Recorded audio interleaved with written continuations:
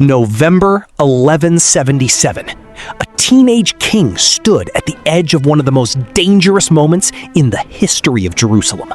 His name was Baldwin IV. He was 16 years old. He was living with leprosy, a disease that was slowly destroying his body from the inside. And he was about to face one of the greatest military commanders the medieval world had ever seen. Most people expected him to fail. He did not.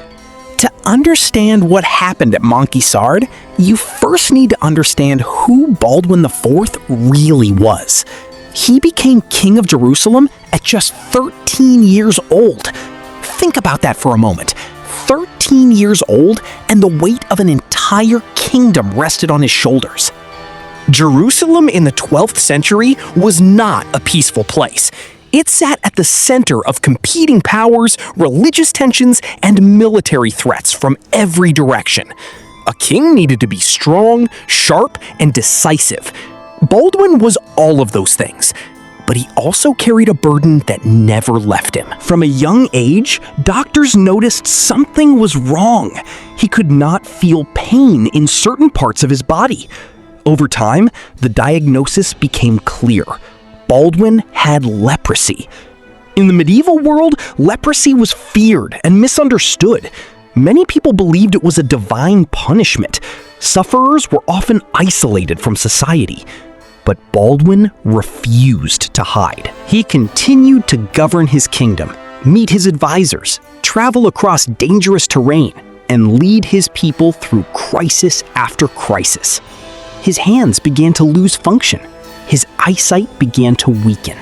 Yet not once did he step away from his responsibilities.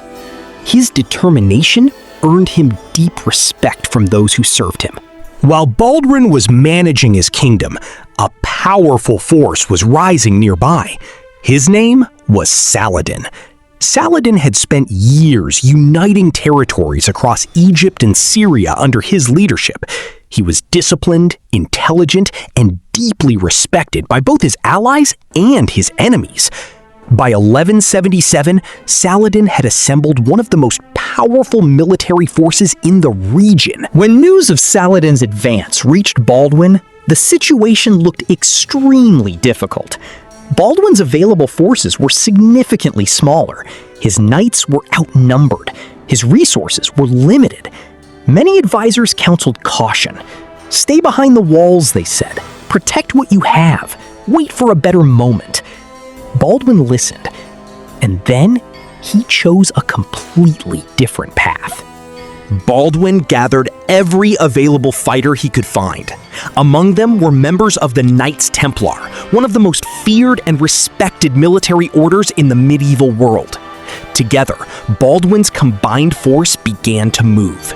They tracked Saladin's army south through the Palestinian countryside, and as they moved, Baldwin watched carefully. He was looking for an opportunity. And then he found one. Saladin's massive army was spread out across a wide area. Managing tens of thousands of soldiers across difficult terrain was never simple. Different units moved at different speeds. Supply lines stretched thin. Organization broke down. In that moment of disorder, Baldwin saw exactly what he needed to see. Near a location known as Montgisard, Baldwin made his move.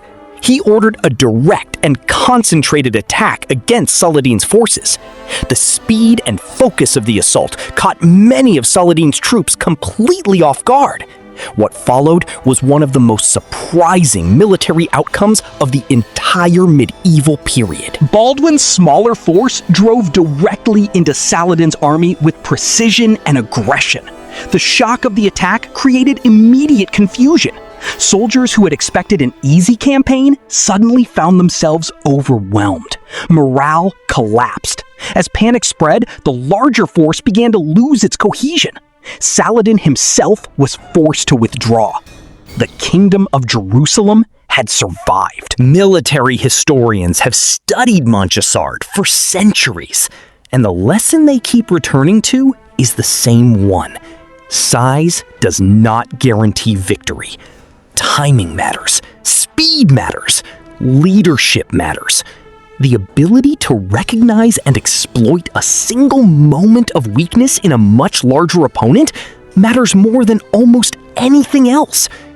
Baldwin understood all of this instinctively. The victory at Montgisard did not end the conflict. The struggles between Jerusalem and the surrounding powers would continue for many more years. Saladin would return, but in November of 1177, a teenager with leprosy had looked at an almost impossible situation and found a way through it. That moment is why historians still talk about Baldwin IV today. Baldwin's health continued to decline in the years that followed. He lost the use of his hands. His vision deteriorated. Yet, he remained king of Jerusalem until near the end of his life. He never surrendered his responsibility. He never stopped fighting for the people he governed. He died young, but he died as a king. The story of Baldwin IV is not just a military story. It is a story about what human beings are capable of when they refuse to let their circumstances define them. A boy who was told by his body that he could not do this. A boy who became a king, won an impossible battle, and left a legacy that has lasted nearly 900 years. If you found this video valuable, consider subscribing. There are many more forgotten stories waiting to be told.